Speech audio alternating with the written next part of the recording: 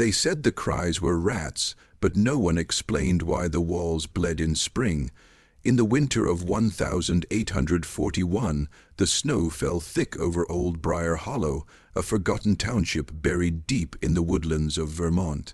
At the edge of the village, nestled behind a curtain of skeletal ash trees, stood the Coleman estate, its warped shingles groaning under the weight of generations, its windows boarded not for security, but secrecy. By then, most locals spoke of the family only in passing, in muttered warnings and half-remembered prayers. No one visited, and no one was invited. On the last night of December, the Reverend Elias Bell claimed he heard a child crying beneath the chapel floorboards, a sound too raw, too human to ignore. When he pried up the planks the next morning, he found only claw marks. Faint, recent, human, the Colemans had arrived in Briar Hollow in 1803, wealthy, educated, pious, but something in their lineage soured, their children aged strangely, their servants never stayed long. And every 10 years, someone in the village vanished without a trace. This is the story of that family, the one that built a chapel without a cross, and buried their sins in the foundation. Her name was Clara March. She was 7, and she never made it home from Sunday school. In the spring of 1813, Briar Hollow experienced its first official disappearance. Clara March, a quiet girl with strawberry, blonde curls, and a fondness for drawing angels in the dust, vanished between the chapel and the bridge. Her shoes were found the next morning, placed neatly on the altar steps inside the Coleman family chapel, a stone structure with no bell, no cross, and no priest ever seen entering or leaving. The townspeople whispered, but the Colemans said nothing. Sheriff Dalton, young, God-fearing, and unsure of himself, questioned the family. He noted the faint sound of breathing behind one of the sealed cellar doors, but the Colemans insisted it was the wind. When Dalton returned days later with a warrant, he found the door bricked over. Fresh mortar, no sign of Clara, no sign of anything. 3 days later, the sheriff resigned, moved west, never spoke of it again. Clara's mother, Eleanor March, spiraled into madness, insisting that Clara was trapped beneath stone and singing through the pipes at night. Her words were dismissed as grief-induced hysteria. But when more children vanished, and always in years ending in 3, the town began to wonder if Eleanor had seen something, or worse, if she had heard something no one else dared to name. No one ever saw a sermon held there, yet every Sunday, the smoke from the chimney rose. The Coleman Chapel was not built with community in mind. It stood apart from the town's modest wooden church, its stone walls sunken and moss-covered like it had been pulled halfway into the earth. No steeple crowned it. No hymns escaped its dark threshold. Still, each Sabbath morning, the chimney would cough black smoke into the sky, and sometimes late into the night, Elias Bell, then only a junior preacher, once dared approach its door at dusk. He heard voices, chanting, slow and mechanical, like an incantation rather than a liturgy. He later told his wife the language was not Latin. It was older, hungrier. He left a Bible on the steps as a kind of peace offering. The next morning, it had been returned, bound in leather not his own, with pages that bled ink. Years later, workers tried to map the building for land records. The structure measured smaller on the outside than the blueprints suggested. Rooms had no corners. One staircase doubled back on itself without rising or falling. The Colemans called it their family chapel, but the town began calling it something else, the listening place, because those who stood too close said they could hear it. Breathing, they were born silent, but they didn't stay that way. In the summer of 1823, Sarah Coleman, third daughter of Patriarch Silas Coleman, gave birth to twins. No midwife was present. The family claimed it was a quiet, uneventful delivery. But the doctor summoned days later to examine the infants refused to enter the estate a second time. He left town by lantern light, muttering something about their unnatural stillness. The boys, Jonah and Caleb, were never seen outside the grounds. Yet townsfolk reported glimpses from the tree line, 2 identical figures, pale and motionless, watching from the second-floor window long after midnight. When spoken of, their names summoned discomfort. A boy at the general store once joked about them and woke the next day with his tongue blistered black. In 1829, a fire swept through the east wing of the Coleman estate. It burned for 7 minutes. No fire brigade was summoned. The family denied it even happened. But in its wake, the twins were never mentioned again. No graves were dug. No service held. Later, a hunter passing through found a porcelain doll impaled on a broken crucifix in the nearby woods. The name Caleb was scratched into the basin what appeared to be milk teeth. He left the forest. He never returned. He wrote until the ink turned to blood. Then he stopped writing, but the pages didn't. In 1831, Reverend Elias Bell began documenting strange occurrences in Briar Hollow. Private accounts he dared not deliver from the pulpit. The entries began innocently enough. Unease in the congregation, odd noises beneath the floorboards, whispers behind the organ. But by the summer of that year, his tone darkened. He described dreams of drowning in dry soil, a chapel that breathed with heatless breath, and a child's voice calling from the Coleman property, pleading in a tongue he could not translate, though he admitted he somehow understood it. One entry, dated September 14th, read, "They built it wrong on purpose, not to reach God, but to trap something older, something hungrier. The altar is not an altar, it's a seal." 2 weeks later, Reverend Bell vanished. His journal was discovered behind the wall of the rectory, sealed in beeswax and ash. Most pages were water, damaged, but several were curiously dry, though scorched around the edges. The final entry was only a single line, written in a hand not quite Bell's. They made a pact beneath the baptismal font. It was never water that filled it. The parish burned down 6 months later. The Coleman Chapel, however, remained untouched. Untouched and watching, they didn't arrive in Briar Hollow, they were sent. The official history tells of Silas Coleman arriving in 1803 from New Haven, Connecticut, a prosperous textile merchant bringing culture and wealth to the wilderness. But hidden among early town records, beneath faded ink and altered signatures, is a document never meant to resurface. A land covenant sealed not with a legal mark, but a sigil, etched with a blade and signed in bone ash. The document refers not to ownership, but to stewardship. Silas was not the buyer. He was the vessel, and what he brought with him was not industry, but inheritance, a blood-bound obligation passed down from an unnamed European society predating the Reformation.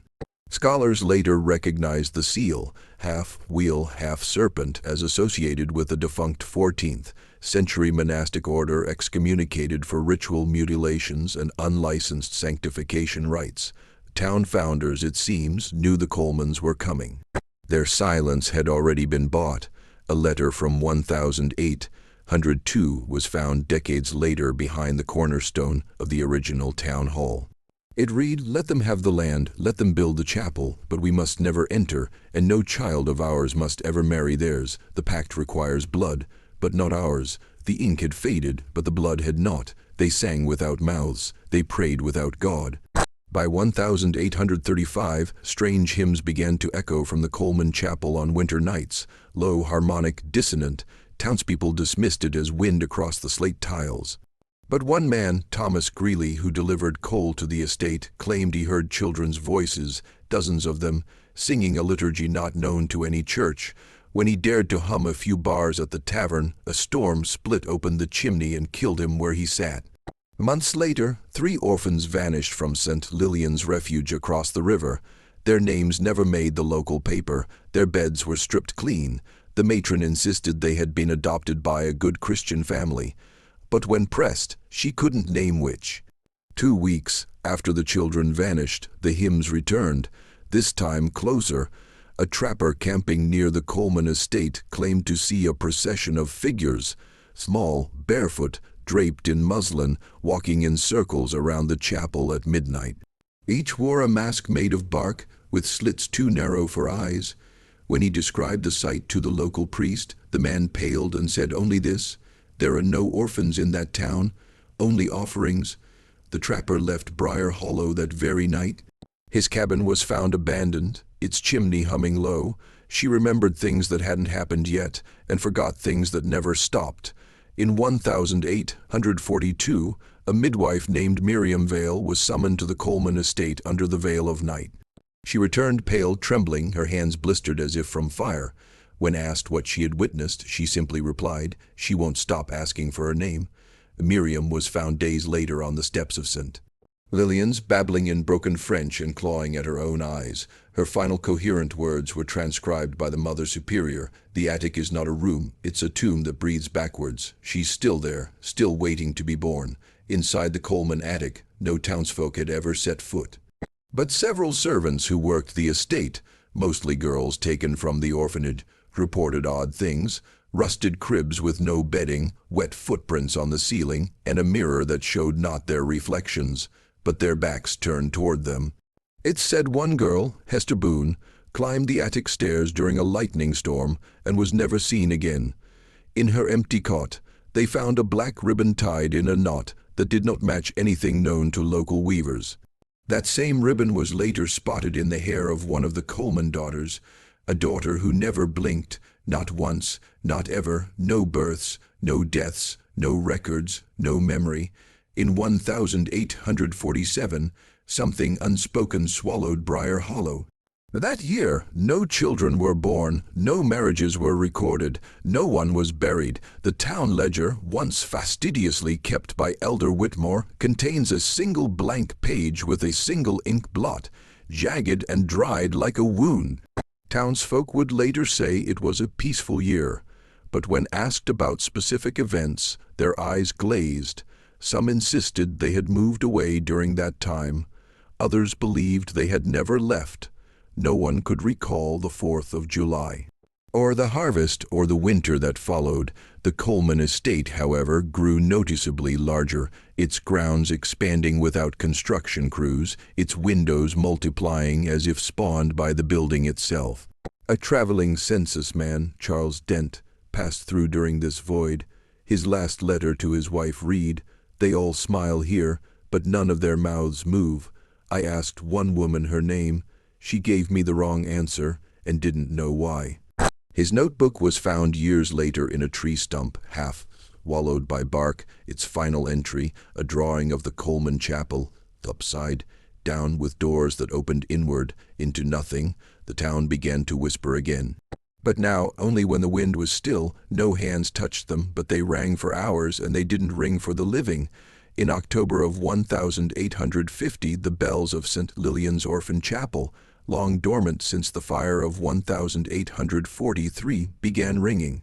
No one had restored the ropes. The belfry had collapsed years prior, and yet for 7 nights straight the bells tolled at precisely 3:13 a.m., 13 slow, aching chimes. Each time they rang, someone in town awoke screaming.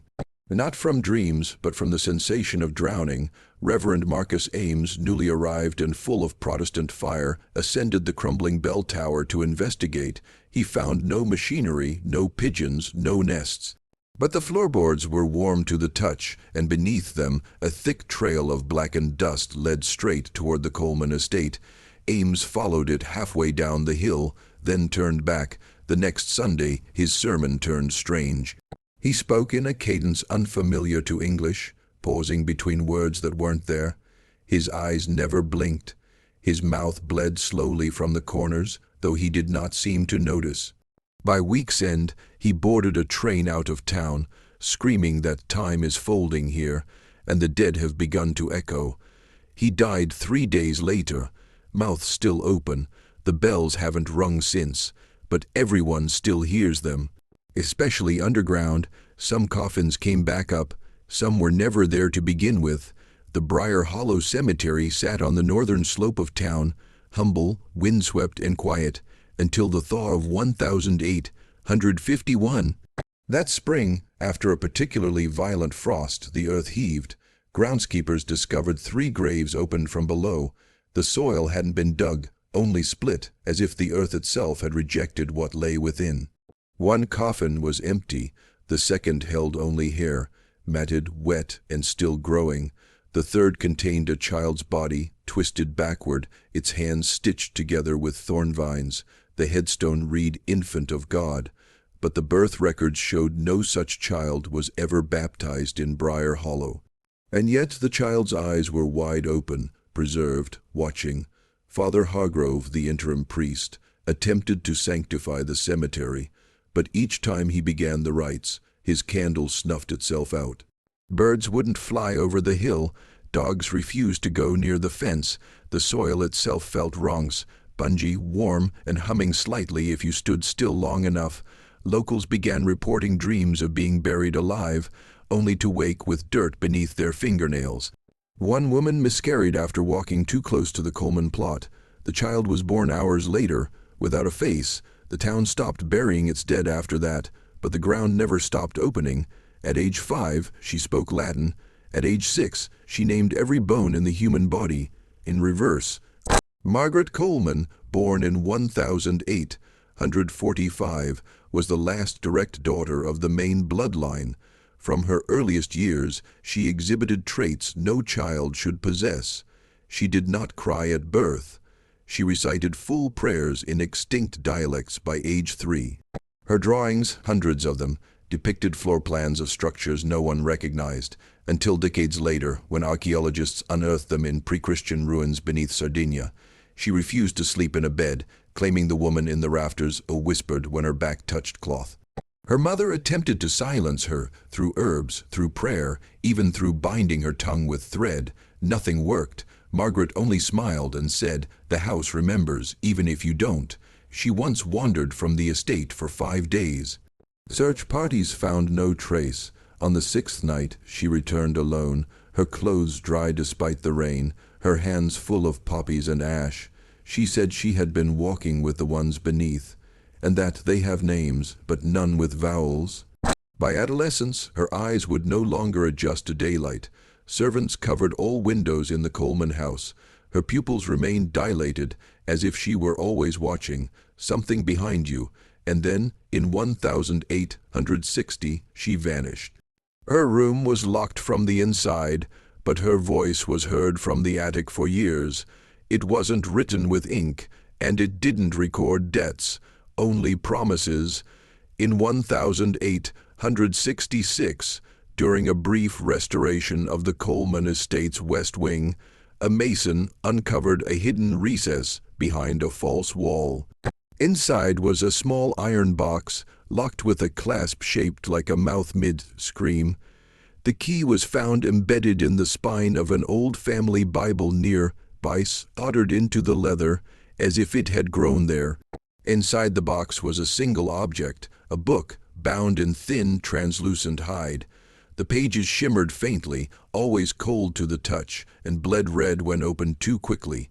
It contained no title, no dates, no author. Only names, hundreds of them, written in looping, careful script. Many matched names on town birth records, but several had not yet been born. Worse, some matched those who had gone missing decades before. The final 20 pages were blank, or so it seemed until exposed to candlelight. Then faint outlines of words appear, reversed, spiraling, etched along the edges like veins. The last visible name was Margaret Coleman. After that, only one phrase repeated endlessly, growing darker with each iteration. Blood remembers, flesh returns, names must be fed. The man who discovered it burned his own house down 3 days later. He left a note behind, the book Dreams When I Sleep. And the page he tore out, it wouldn't burn. No one screamed, not when they vanished, not even when they burned. In the winter of 1871, something impossible settled over Briar Hollow. It wasn't snow, it wasn't fog, it was silence, not the absence of noise, but the absence of permission to speak. At first it was subtle, people clearing their throats but no sound escaping, dogs barking with muted jaws, children mouthing cries with no voice behind them. Then came the fire. A house on the edge of town burned for 3 hours. Neighbors watched helplessly, unable to call out, unable even to pray aloud. When the silence lifted 7 days later, 5 homes were empty. No signs of struggle, no signs of life, just a single symbol carved into each front door, an open mouth with no tongue. The Colemans, of course, said nothing. They were seen walking the perimeter of their estate at night, carrying unlit lanterns and what appeared to be jars filled with soot. On the final night of silence, someone reported hearing a sound near the Coleman chapel, not a voice, but a note, a single, drawn-out hum that vibrated in the bones. The townspeople tried to move on, to forget. But every child born the following year was mute, and their mothers, they dreamed of Margaret, still in the attic, still singing backwards. He came with science, he left with scripture burned into his skin.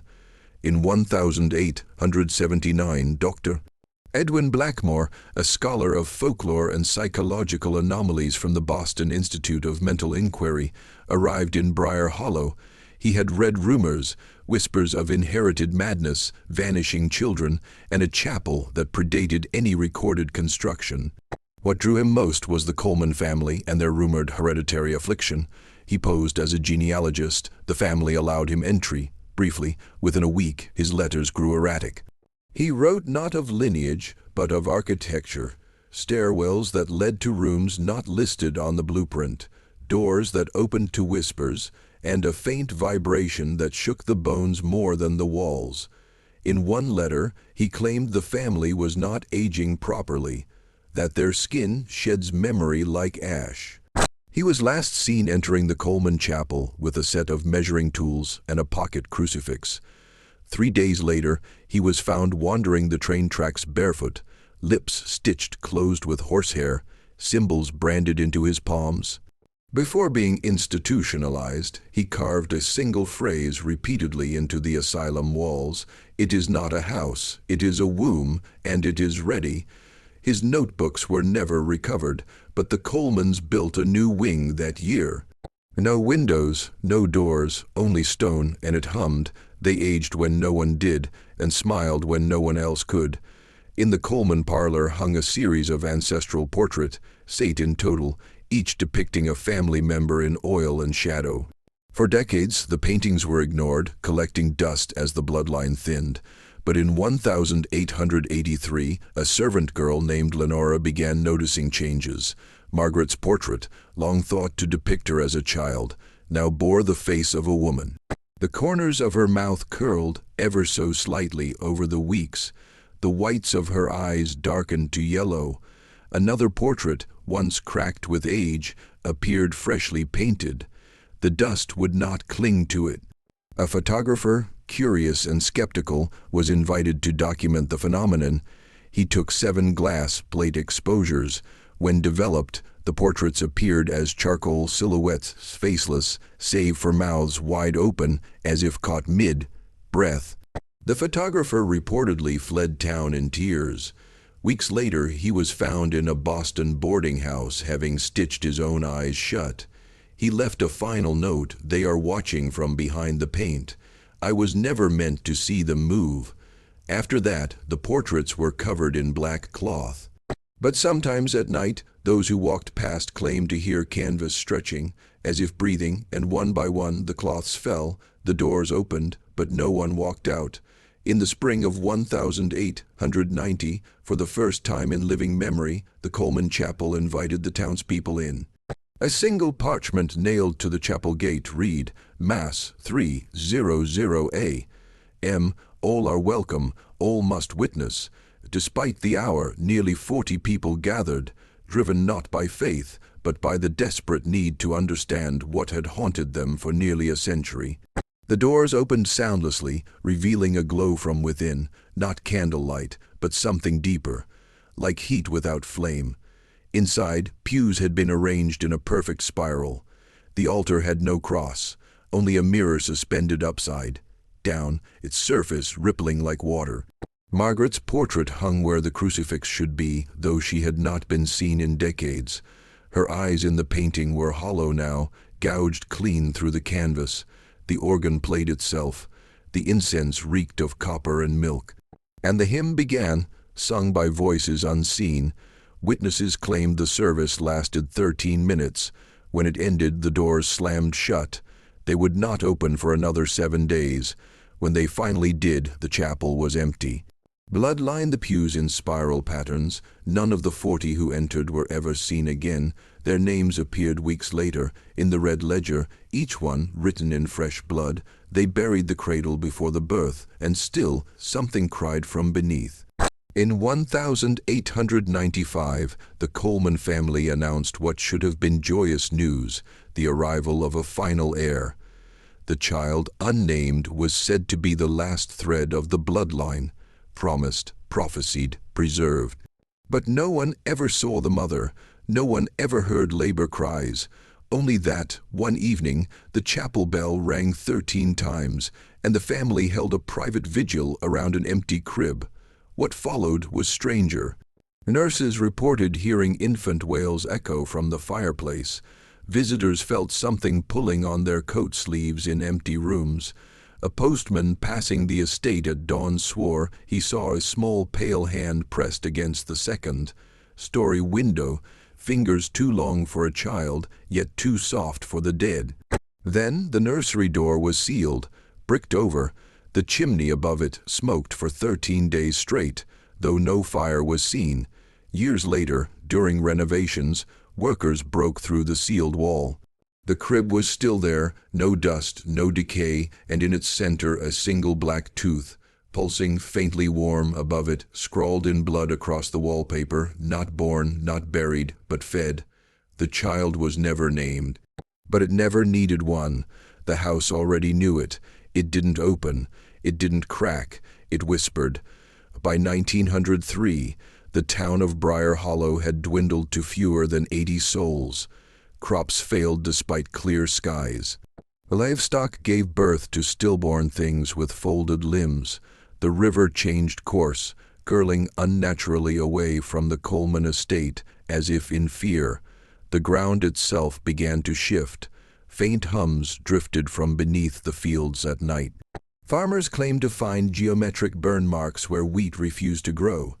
Then came the voices, soft at first, like wind, but unmistakable, layered tones in forgotten languages, each whispering a single phrase over and over. The pact is due. The flesh is ready. The door will open. Children wept in their sleep, waking with dirt in their mouths and teeth not their own. An old widow claimed the well behind her house asked her to jump. When she didn't, it overflowed with blood the next morning. The town gathered at the chapel steps, some praying, some demanding answers. The Coleman doors remained shut, but something beneath them shifted. Roots pushed through stone, walls exhaled, and for one full hour the soil whispered everyone's name. Backward, one boy, deaf from birth, heard it too. He began to scream, not in fear, but in recognition. It was never constructed. It was unearthed. By the spring of 1905, Briar Hollow ceased to exist on any map. The train that once stopped weekly no longer ran. Letters returned unopened. The land, once chartered by county surveyors, was redrawn with an empty void where the town had been. No one could agree on when it had been settled. Or by whom, but the Coleman estate still stood. When the state finally sent a search party, a mix of soldiers, clergy, and archivists, they found no town, no chapel, no graves, only a depression in the earth, circular and deep, like the socket of a torn-out eye. In its center, the house, intact, waiting, they entered. What they found defied architecture, staircases that doubled into themselves, rooms repeating, pulsing, aging. The attic had no ceiling, only sky. The nursery still breathed, and in the lowest part of the house, beneath the chapel's stone floor, they found a spiral staircase descending into a place colder than death, and there, wrapped in rotted lace and velvet, sat Margaret Coleman. Still young, still waiting, still whispering names in a voice that was not hers. One of the archivists went mad, another gouged out her ears, only one returned, and only with this the house was never built. It was fed, brick by brick, memory by memory, blood by name. He died a week later, writing one final phrase over and over. The Colemans were not a family, they were a seed, and now it blooms.